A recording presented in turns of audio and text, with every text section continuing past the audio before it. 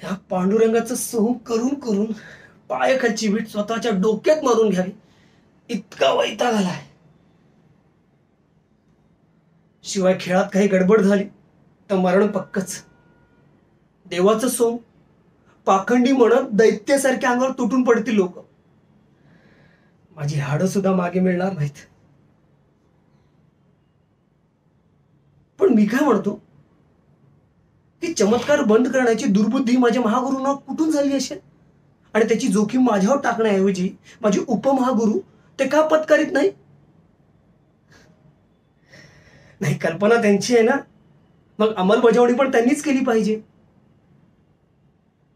नाही, असो, हे पण एक कल्पक माणसाचं लक्षण. आपली जिम्मेदारी दुसऱ्यावर टाकायची आणि आपण मोकळं राहायचं. जाऊ दे, नाहीतर आम्ही सगळेच अंगावर घेत असतो. पण फार आत्मनिंदेने दैवी सोंग फसण्याची शक्यता आहे. पांडुरंगा, आता तूच वाचव रे या संकटातून. जाऊ दे, मलाच करायचं विठ्ठल.